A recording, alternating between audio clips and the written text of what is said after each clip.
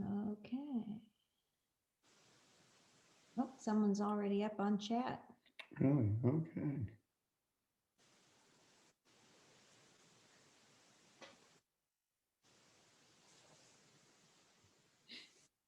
Riley, are we live? I see the recording button. She's mute. I know, but we need. I think she said at 4:30 she's going to punch the button. Okay. Okay. All right.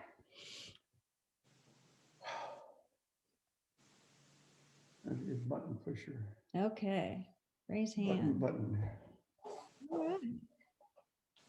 You guys are live. All right. One of our people. All right.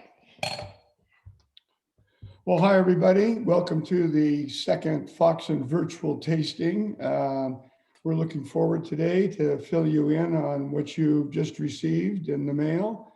We also want to make a special thanks, just to start out with, to our wine club members who have been so loyal and supportive of us this year. We thank you profusely, and hopefully we'll be able to have in-person tastings in the future. Yeah. But anyway. Dick is fully vaccinated now, so we're halfway there. Yeah. Anyway, Billy's here, or Billy's there, and we have Jenny here, and we're here to talk about three wines, three of probably our biggest red wines. Anyway, Billy, you want to say something? No. So Billy, let's start with our Bien Nacido. Well, actually, I wanted to touch base first on what's going on this time here in the vineyard. So we're at bud break right now, and it's kind of like a long, slow process of opening up a Christmas present, because you have all these expectations of what this year is going to be, and it's slowly unraveling, and this is the beginning of it.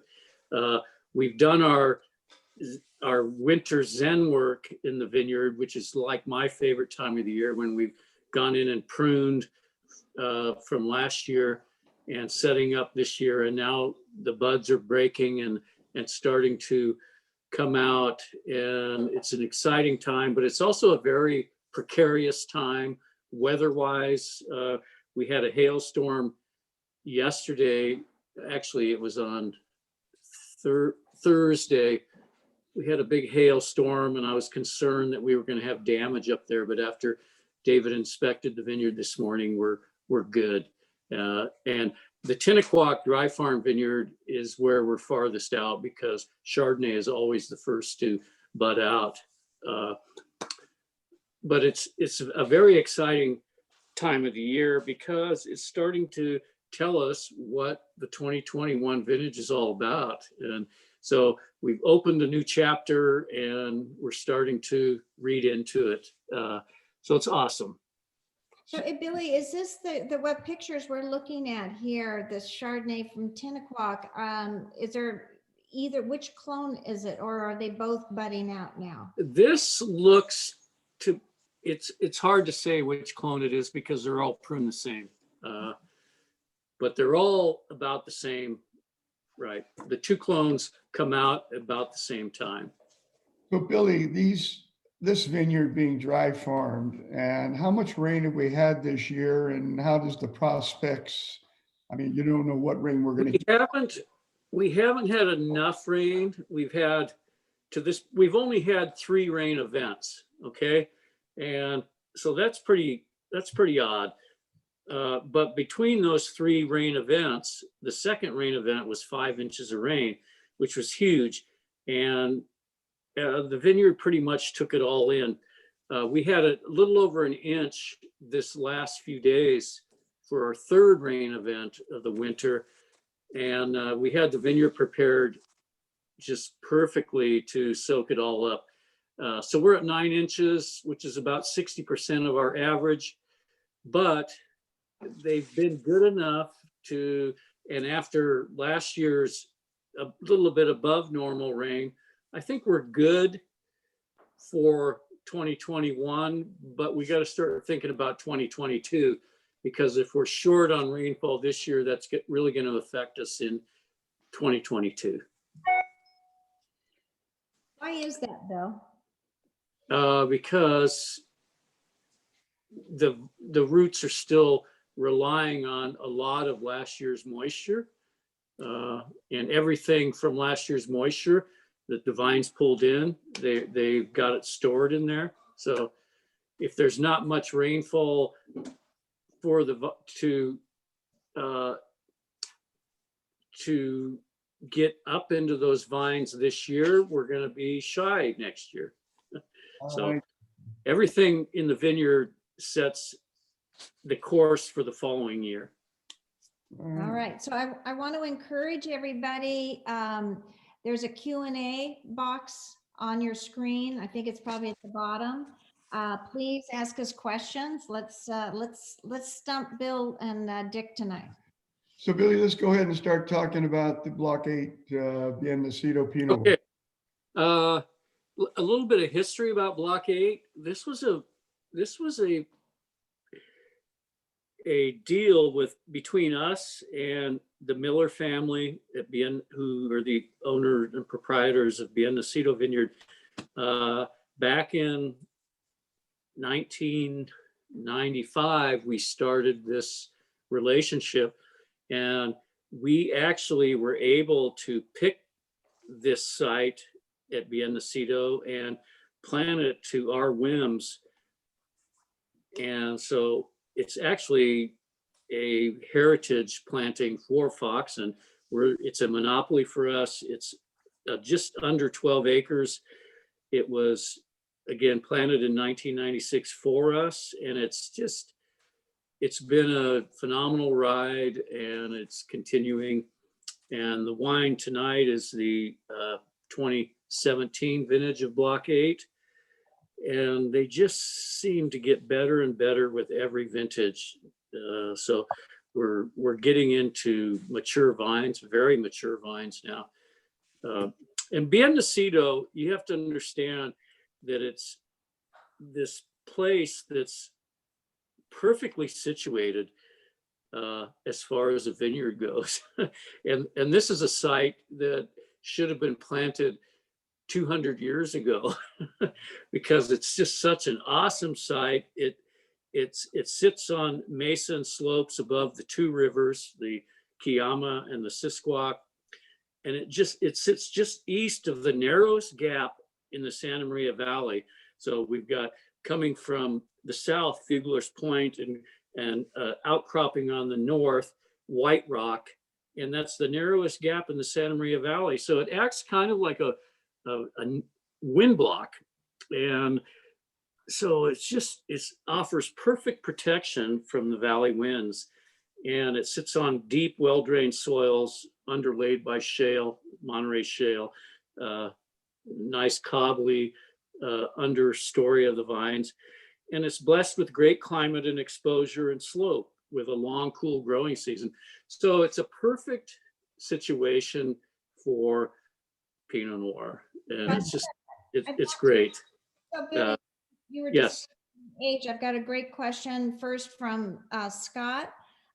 Is how long will we expect these vines, now that they're just over 20 years old? How long do we expect them to produce? Well, the original plantings of Bien Nacido, planted in 1972 and 1973, were just recently removed. All the old vine Pinot were removed. So how old is that from 72 and 73? Yeah. And That's 50 years old. yeah. Well, and Doug White's got a great question here, because I know a lot of our members have older vintages of Block 8 in their cellars now. Will you speak to the last few Block 8s, namely the 2014 to 16, kind of an overview, and then how the 17? Yeah, I think Block 8 Pinot Noirs are not a wine you want to push into old age. I think the perfect window for these is from 1 year in bottle to about 8 or 10 years in bottle. I think that's the perfect window for our Biennacito Pinot Noirs. Yeah. So 14 to 16 are looking, should be Good. Yeah. great. We're- So how does, what, about the 2007 vintage that we found, 17. 17, yeah. The 17 vintage, how does that stack up compared to the Uh, previous? So the 17 block 8 was it was like playing dodgeball with the weather. But we got everything in before that. You know, it seems like every vintage now we're dodging these heat waves that are just incredible. And it's not something that Pinot Noir likes at all. You know, some of the other red varieties, Syrah, and of course all the Bordeaux varietals, they have a better time with these intense heat days than Pinot Noir does. So because of that, we're paying a little bit more attention around Labor Day, because that seems to be when it always happens, and kind of cleaning the board, trying to get things in, even if we have to pick a little too early. I'd rather be safe than sorry, because once it gets 120 degrees, which it did in 2020, you don't want Pinot Noir out there. So we have someone who just joined us a little late, would like us to reintroduce ourselves. So I'm Jenny, and this is Dick I'm Dick. Doré, and Billy Wathen, yeah. we're the Foxen team. My winemaker, David Whitehair, and his assistant, my son Bingo, might be out there. I'm not sure. We're hoping for some good stumper questions from Yeah. them. So anyway, the 17 block 8, it just, what comes to my mind all the time is I don't want to say iron fist in a velvet glove, but it's more like a golden fist in a velvet glove. It's just very, very pretty, and they're getting so seamless in the mouth, just with that. So my take on Biennacito is that a Pinot Noir from Biennacito is always red fruit and 5 spice, all those hard spices, and always juicy. They have this nice juicy middle, and they're never dark at all. Although our Block 43 has a tendency to be a little bit darker than Block 8, but that's starting to change. Bill, But can you this, yeah, the proximity of 43 in its relation to Block 8? it's about 20 yards away, but skewed a little bit different. Block 8, if we have the map of Block 8, I think we have it on here. There we go. So this is the Block 8 makeup. We have 5 clones on the south slope, and this slope's exactly south, and it's somewhat steep. You got to be in pretty good shape to get up there and walk it. And then the whole back section that slopes both north and south, we have all Pomard clone, and that is our base for our Santa Maria Valley bottling. And that is actually, we usually have 3 picks there. We pick North 1 first, North 3 second, and North 2 last, because it sits down on the swale. But the Block 8, the actual 5 clones that are the body and makeup of the Block 8 bottling is 5 clones. And you can see that we've got 1, 2, 3, 4, 5 actual picks there. They all ripen a little bit differently. And so it's a busy mind time to harvest these. You got to be on top of it. Of course, the Dijons with their smaller berry size and smaller cluster structure are always the first. So we always pick that west side, the Dijon 113 and Dijon 115 first. But in warmer vintages, the Pommard and Mount Eden, because they're in steeper, shallower soil, will come off first. The Clone 2A, which is the Waddensville, is always about 10 days to 2 weeks behind the right and left side of the block. And so it gives us a little bit of breathing room there. And some years we actually pick that twice. We'll do 2 different picks because it's the larger part of the block. But this is a fun project every year. It's a lot of decision making, and it's so much fun when you are able to taste like this 17 block 8 and realize all these decisions you made were good, and you were able to dodge those heat waves, and it's awesome. I have a good question here from Ed, otherwise known as Fast Eddie. Hey, Fast Eddie.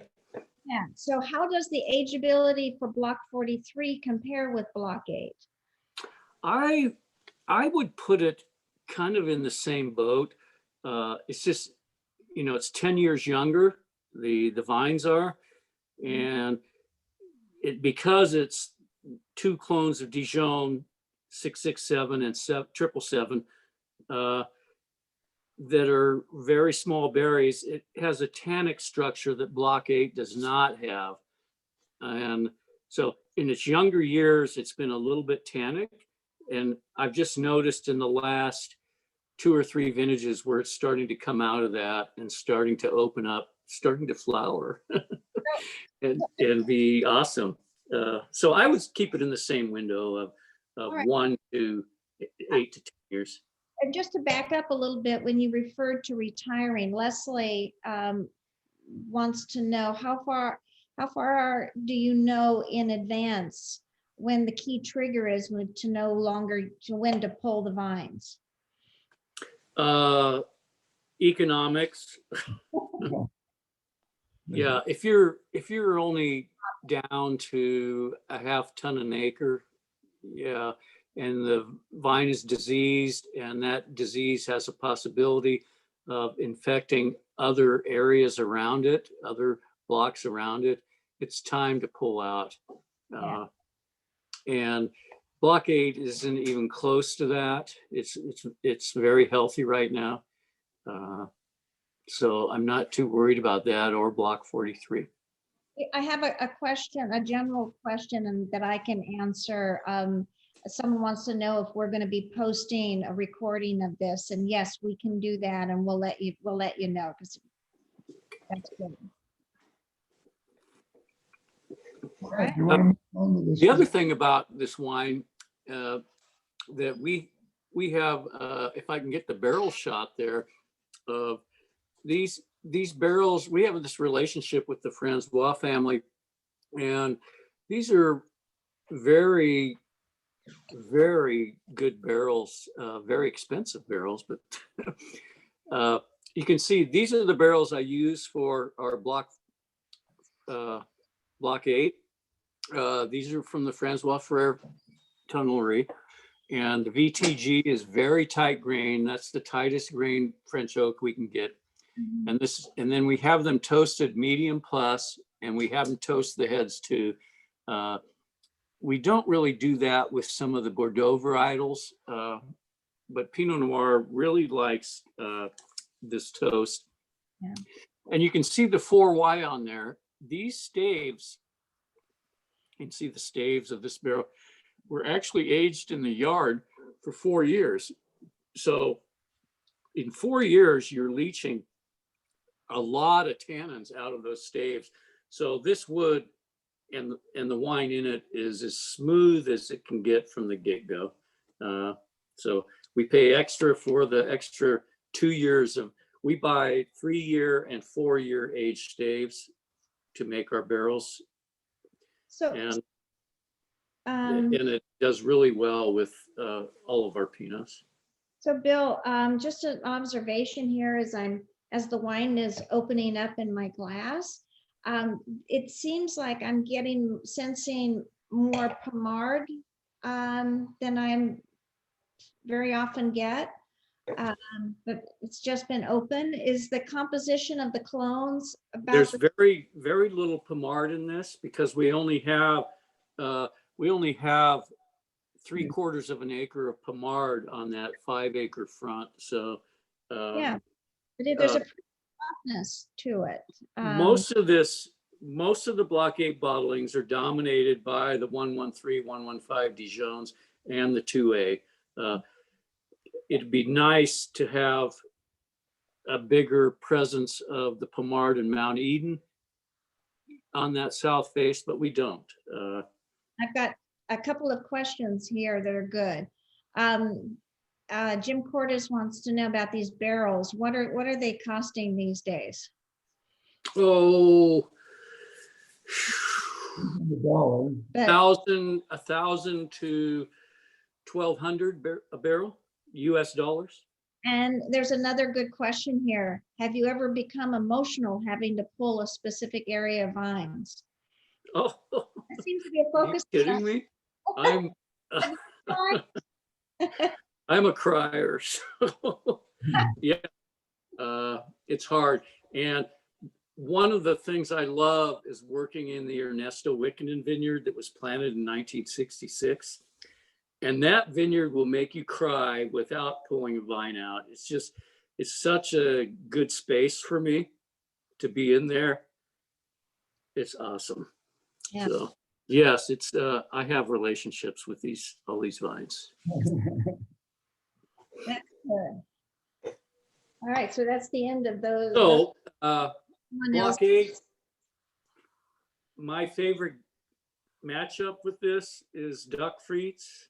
You can't ever go wrong with a well done duck breast with a nice pan sauce and French fries. Come on.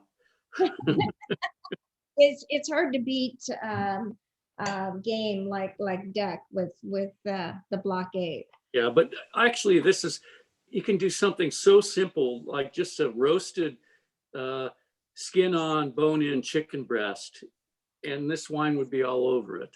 Oh, there's a good question about the barrels here. A follow-up question on the barrels. How many years of use do we get from these barrels?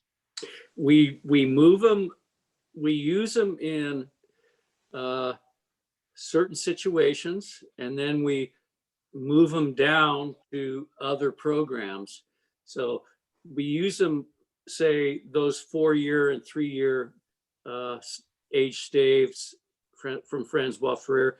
We'll use them for 2 to 3 years, 2 to 3 vintages on our Block 8, and then they'll move down into the Santa Maria program, which we don't use any new oak on.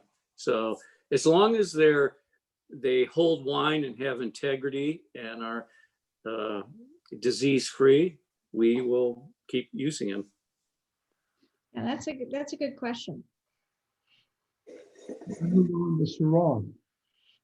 Okay, let's move down to the Rhone. Well,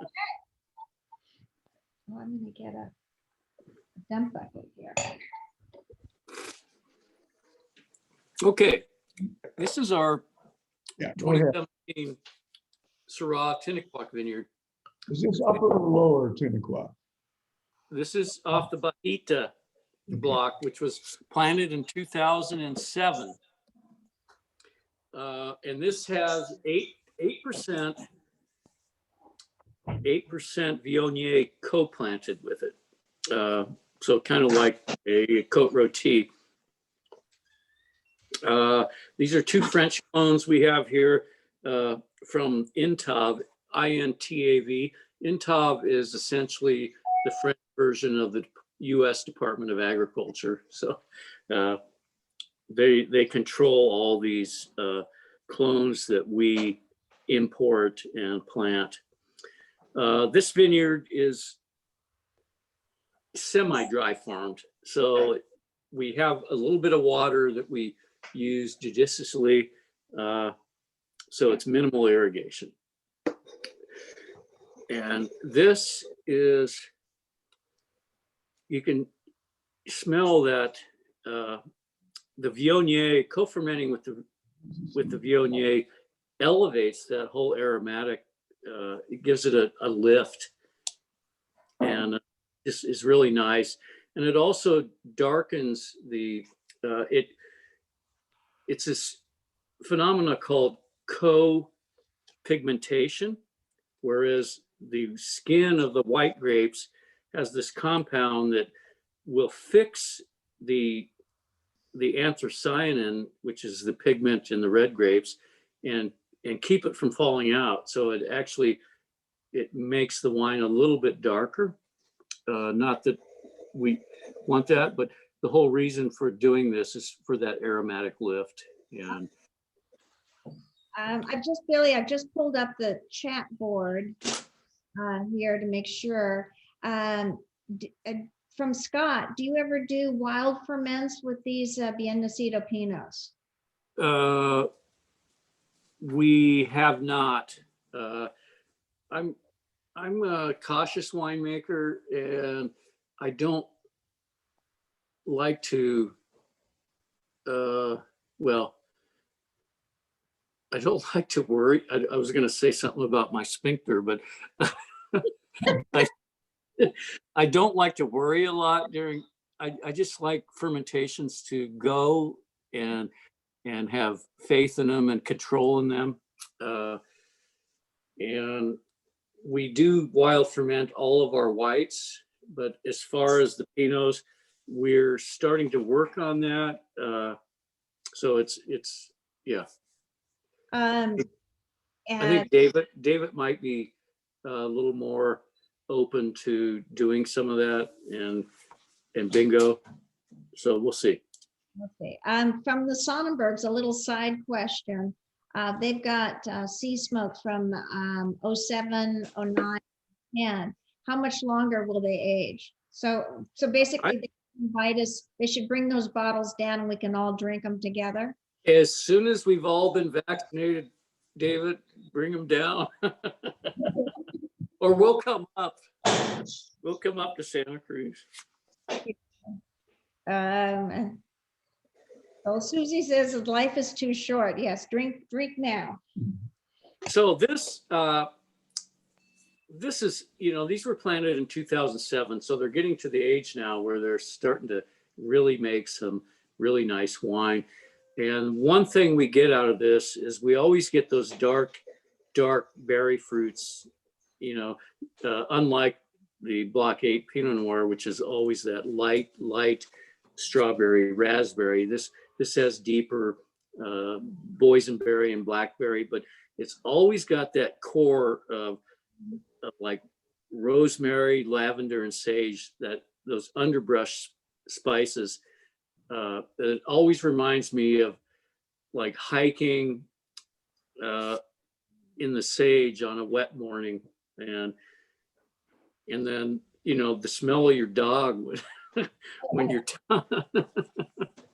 It's awesome. It's a good smell on the dog, not a bad smell. Not the other smell.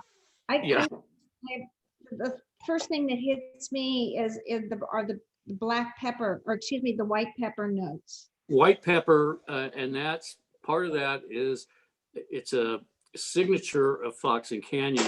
Whereas if you compare it to the Williamson Doré Vineyard Syrah, you're always going to have black pepper on the Williamson Doré Syrah, and it's just a matter of 5 to 7 degrees temperature difference during the growing season. That's amazing that little difference makes white pepper and black pepper. But it's also the Viognier too. And then you always get a little bit of, you don't get as much tar in this Syrah as you do from Dick and Jenny's vineyard, but you do get that tar note in there with the lavender and the rosemary and sage. Another good question from Ed. Did all the past vintages of Tinaquock Syrah contain Viognier? No. No, it's only off the Bajita block. So that started in probably around 2010. So that's probably the first indication of that aromatic lift on our Tinnaquaque Syrahs. And now we've separated the old vines from the Bajita block. And so this is strictly from the Bajita block these days, not the old vines. The old vines are labeled differently. Billy, to be It- clear for our members, the Bajita block is the block next to the tasting room, The new. the new tasting room. that gets water. But more than the upper. The other thing about these Syrahs are they're cellared and aged in 500-liter puncheons. So they're all these large barrels. Of 500-liter puncheon is about 2.25 regular sized barrels. Okay. And we don't, it's probably about 20% new French oak every year. And again, these puncheons are coming from the Francois family. They're beautiful, and they do justice to both the Williamson Doré Syrahs and the Tinnaquaque Syrahs. What else about this? As far as food matchups, oh my God, this is just crying for meat. Yeah. So Billy, I've got a good question here. Okay. Why do we age the Syrah in the larger barrels? Because you get less oak contact, a little more fruit to oak ratio than oak to fruit ratio. So we don't want to smother this in oak. A little touch, a little kiss of oak is good, and it just seems to round out much better these red Rhones in larger format than smaller format. Yeah. All right. And Scott wants to know, in comparing the older vines to the new Bajita block, how will those vines remain? How long will those remain viable compared to the older original plantings? Well, you mean Bajita versus Yeah, the Bajita versus the Baja. Bajita versus the Alta? Yes. Well, the Bajita is very young. It's 17, But almost 14, it's 14 years old. Yeah. Hopefully we'll still be making wine out of those in another 20 years. Yeah. You know, we're part of our job is to be to nurture all of the things we're growing, and so it's important to keep these vines healthy and alive everywhere that we farm. We just need to keep ourselves healthy so we can grow with the vines. Yeah, I'll be at 96. Yes. So I was yesterday we had to take Rosie up to get groomed and pass Robles, so we had lunch while she was being groomed, and we went to Jeffrey's Smokehouse. It's a barbecue place, and I had this barbecue smoked tri-tip sandwich, and this wine would be absolutely perfect with it. And I did it California style, so it was just the tri-tip and the bun, and that was it with the sauce. No coleslaw or anything on it, just with house-made potato chips. And that's a beautiful pairing with this wine right now. Yeah, I think the smoke element really. Mhm. Yeah, and it's also all over Indian cuisine, all those curries. Beautiful, beautiful with this wine. And anything Texas or Carolina barbecue, really good. And this wine is just, it's very young right now. So this will be fine for, this is a 17. You could open it up now and drink it over a couple of days.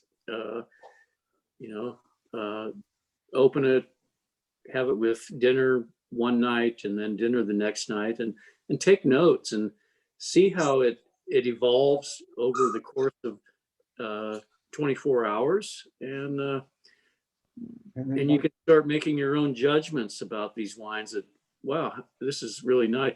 Because a day open is about a year Yeah. or so So, aging. so Jim Olson's got a couple of questions here. And this is a good question to clarify because there have been so many fires in California. What about the impact on last year's vintage from the fires? For the We had no impact in Santa Barbara County. We actually had high altitude smoke, but we had no ground smoke or ash or anything. So we were safe. I feel sorry for all the people up north that had to deal with this. Yeah. But we were okay. But that's really a good point, because it's added, the fire season and global warming have added this whole new fear of harvest. It's just another thing to worry about. It's a whole nother thing to, I don't want to say the S word, whole nother thing to worry about. And he has a second question on a different topic. Okay. Is there a fish that we would recommend with any of the wines tonight? I think the seasoning would be the critical element. Well, actually, Pinot Noir and salmon is a no-brainer, but actually, the Pinot Noir I've had with some miso black cod, and that was an awesome pairing. Really good. And the Pinot Noir, most fish should be easy. Syrah, a little bit tougher, but if you go with an oily fish, I think the Syrah is much better suited to that type. Mm-hmm. Oily fish, so mackerel. There's a question from Anthony, and I'm not sure if I'm understanding it correctly, so forgive me. He says a great nugget of information with the 24 hours open is approximately 1 year in aging. Any other favorites? Oh, I see what he's saying. Yeah. Yes. Any other favorites to share? I'm not. But that's kind of how I gauge them is on a new wine, is to open it and try it over the course of five days and get a pretty good indication. Study it, the 5-night study program. Yeah, there you go. Yeah. And a question from John Snyder: how do you close up, seal the bottle after opening? You go like this. This is the best way. Buy any fancy gadgets or anything. You go. And there you go. Just get the oxygen out of there. All right. And do you attribute the higher wine critic scores to the weather, or do you, as the winemaker, have a role in their scores? I wish we did have a role in the scores, but do you want to make a comment on that? I don't have any comment about scores or anything. It's just what they are. We're used to getting graded by all the different critics, and they're all different, and you just take them as they come, and don't let a diss get you down. We know that what we're putting in the bottle is good, and How does the name they have bad days. They have bad days too. Yeah, and I would say wine is a living thing, and they have good days and some days where they're a little shyer. But we have found historically on some of the hotter years, sometimes the scores are up, and I find that those wines generally when the heat is on a particularly hot year like 2004, the wines are not necessarily the best agers. Right. That's my humble opinion. They're very luscious for a few years, and then they kind of go into a slump and never come out of it. But you know what? I think that Foxen is pretty much respected by all the critics that our marketing team sends wines out to. And I think if you look at the last 10 or 15 years, we have a really good batting average. Yeah. Jim Olson has in his words, a silly question. What is the vertebra behind you, Bill? Oh, that's a butt weasel. Not yours. No, it's I don't know what it is. I found it. Yeah. Yeah. Here's a question. I don't know how we can, speaking of bad days, so Jim Cordes has a question that he opened our Chenin Blanc, and it was corked. Have you ever used with natural corks? Maybe you can ask the general question. Did he return that? Usually we're good for replacing corked wine. Yeah, we are. And that's unfortunate. You know, that's like a 1%er deal. But I'm a firm believer in not only corks as a closure, but supporting the cork farmers. As a farmer myself, if I was farming cork, I'd want people to buy this as a closure. You know, we have moved into some Stelvin closures, the screw caps for 3 of our wines, and those are the wines that are consumed within the next year, both of our rosés and our Sauvignon Blanc. But I'm comfortable with and feel good about the cork industry. Yeah. If anybody has a cork bottle out there, please send it back to us. Don't consume it and then say you had a cork bottle. And here's over in the chat board. Do you really decant most bottles when you open? I usually don't, because if I'm going to have half that bottle the next night, it's doing what I want it to. So I'll open the bottle if it's a young bottle, just after bottling, checking out how it come out of bottling, and that first few glasses, thinking about the wine and wondering what it really needs, if it actually needs decanting or not, and how it got through the bottling. And then the second night, it's like it's already been decanted. And so Bill Spears got a couple of good questions here. How would you distinguish the 17 Syrah with the 16 vintage or the 15? 15 and 16, you got to remember 15 was the 3rd year of that incredible drought. So those wines are going to be very, very tense and deep. 16 was a generous year. We had no issues in 15 or 16 with fires or heat waves or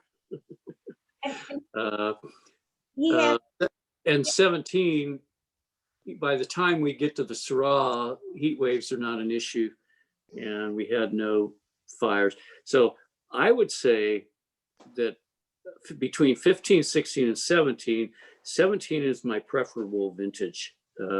and then 16 and 15. The 15 wines, we had barely any, and they're delicious, and they're really good. We just didn't have enough of them. He also wants to know, so maybe you could address the difference of your use of Viognier in our Syrah as opposed to the toasted rope. That's the toasted rope. Our normal Syrah off the Bajita is approximately 8% Viognier co-fermentation. The toasted rope is like 15% Viognier with the Syrah. And in 2019, we have 2 clones of Syrah in the Bajita block. And we picked the clone 470 for the Tinaquac Syrah. We had enough to do that. And we picked the clone 174 with all the Viognier, and we're actually going to have an estate toasted rope. So that wine is about, I don't know, somewhere between 12 and 16% Viognier co-firm. And so we're actually going to have 2 Syrahs off the Bajita. I'm getting ready to bottle this June. Hey, I'm excited. Yeah. I've Yes, missed so am I. toasted rope. So actually, the toasted rope is back. I know, All it's right. back. Yay. So should we move on to Yeah. the Cab Franc, which is becoming like one of my personal viticultural passions in Foxen Canyon. Okay. And this actually is again off the Bajita estate. And has about 14% Petit Verdot, which is adjacent to the Cab Franc in the vineyard with it. And it's not a co-fermentation at all, but it's a blending the following winter. And it brings some of that juicy, what I call Jolly Rancher grape candy to the tobacco and the cherry peppers. And Cabernet Franc is a funny variety. It is actually the father of Cabernet Sauvignon, Sauvignon Blanc being the mother. And so it's a unique variety, and it's got a lot of tendency to accumulate pyrazines. And pyrazines is a compound that is essentially smells like bell pepper, but depending on climate and vintage and how the pyrazines evolve in the grape, can actually come out as like cayenne laced chocolate. And we're starting to see that in our Cabernet Francs, not the bell pepper or the green beans, but the cayenne chocolate. And I'm fascinated by that. And back in the day, everybody laughed at me for planting Cabernet Franc in Foxen Canyon. And it's so becoming so true right now that this is a perfect variety for Foxen Canyon. And I'm so stoked about that. Billy, I have to ask you, did someone turn out the light on you? You're barely visible now. Oh, here. And then there was light. Okay. I didn't do that. This picture is like awesome. This is the Tinaquac planted in 1989. And we actually, like the Syrah, we separate the old vines from the medium age vines now. And this is a great shot. And this is actually what it looks like right now up there, except you'd see snow there in the Okay. So maybe you could address your cellaring, your making of this wine. Okay, so these come in, you know, we can pick these a little riper than we like to pick Pinot Noir. So we're looking at 23 plus bricks to 24 plus bricks. Sometimes we're 25, and that's okay. An ABV, alcohol level of usually, you know, 14, maybe some years up to 15. And these are in barrel. Well, actually in the fermenter, we don't punch down these fermenters. We pump them over twice a day. So we're taking that juice off the bottom and aerating it. These varietals like air. Pinot Noir does not. These varietals like air. And so we're pumping that juice over a couple times a day. Then we press off, go to barrel. They're in barrel, usually 30 to 40% new French oak. A little bit, just a tad bit smaller barrel than our normal Pinot Noir barrel, just a few liters shorter. And they're in barrel for almost 2 years, which really works. They integrate really well with the oak in the barrel. And I think it's a good timeline for these wines. And this wine is it's very young. This is an 18. So you got to realize it was bottled in August of 20. I think decant. If I were going to have this tonight, I might decant it. Yeah, I would too. Yeah. I'm not going to have this tonight, but maybe I'll have it Sunday with like some chili Colorado or something. So Ed's got another great question. He's right now tasting the 15 Cab Franc, and it's tasting great, and that was in all caps. Is it close to its peak, and is it 100% Cab Franc? The 15 it's probably got a little bit of Petit Verdot in it, and that's good. And no, it's nowhere near its peak. Not that you shouldn't have it tonight, because I'm a little bit jealous about that. But these wines will go 20 years easily. And we've learned that, you know, we're still drinking caps from the 90s. That are showing really well. And we get a lot of input from people out there that say, hey, I just opened up a 90 something Cabernet and it was just so awesome. And yeah, so these will have a good life. Yeah. Well, it's young, but I'm loving the nose as it's opening up. Yeah. So I made just a really nice pork and lamb meatloaf, and then I had it with some shallot mashed potatoes, and that was a perfect dish for this wine. It was just, they were all over one another.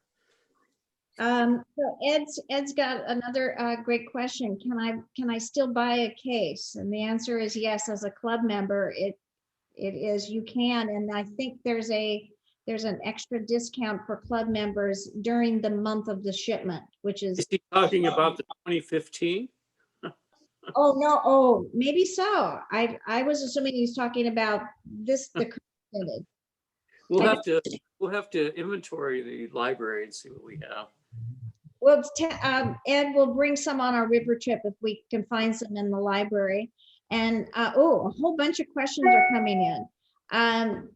Jim Olson says, this wine is amazing. It's a tough call, but the consensus here is that this is the favorite of the evening. Thank you. All right. Well, that makes me feel really good, because I've been this warrior for Cabernet Franc, and all of a sudden it's becoming more popular than it ever was. And get a lot of kids making it. And I think we're in the perfect place in the world on our situation, our sandy, loamy soils, to make these Cabernet Francs with a lot of depth and muscle. So like Bien Nacido is the perfect place for our Pinot Noir and Chardonnays. I think the Tinnaquaque Estate is the perfect place for Syrah and Cabernet Franc. It's obvious, and we like rolled the dice a long time ago and said these are the varietals for us for the estate, and it's worked out. Yeah. So Judy agrees that it's her favorite of the evening, and she wants to know if she can get prior vintages of Cab Franc. And to answer Ed's question, the 2015 being a severe drought vintage, the yields were really, really low. But when we have past vintages, we do like to make them available on occasion to our club members. So thank you for that question. And if they're corked, you don't get another one. Absolutely. So are there any more questions out there? Yes. Let's see, here we go. Scott Borst, we love the Cab Franc. Why do you think Cab Franc is still unique and it has taken this long to be adopted by other vintners? Oh, because it's a varietal that just doesn't win you over initially. Yeah. You just kind of go, huh, initially, and think about it a lot. And it's taken a long time to, maybe it's just global warming, that it's taken a long time for me to have this relationship. I've always had a relationship with Cab Franc, but I'm really starting to appreciate it in the last 3 or 4 vintages. And that brings excitement to me at this time in my life. And it's just this awesome thing. Yeah, it's I have to say that I think Cab Franc, sometimes I'll grab a Cab Franc instead of a Cabernet because the tannins are more approachable, and it's great young, and it ages well. And It has all these yummy little things that are more exciting with food than just a plain Cabernet. yeah. About ready? Judy has a question about shipping to Kansas, and Judy, that's a question I think we do, but I'll have to check our shipping department. Yeah, I think we ship just about everywhere. Any more questions? Billy, you got any more to add to this? Hold it. Leslie, thank you for doing this. Lots of great information and perspectives. Thank you, Leslie. That's great to hear. Well, we want to thank you all again. I mean, our club members have brought us through this last year tremendously well. And it was you guys that really kept us going. And I want to thank you. And Billy wants to thank you. And Becky and Jenny and I, thank you so much. A couple final, want to comment, a question, can we do this more often? We love doing them, so we'll do them again on the next shipment. And shout out to all my boys. My wine guys and my vineyard guys, because they make this happen. Yes, they do. It's definitely a team effort, and we have the best team. David finally put, all right, thank you. Love working for this company. That's David Whitehair, our winemaker that we love. And okay. Thanks to everybody for joining us tonight, and we will do this again. Thank you. Thanks, guys. All right. Okay. Wow, thank you. Right, let's drink. I'm not off.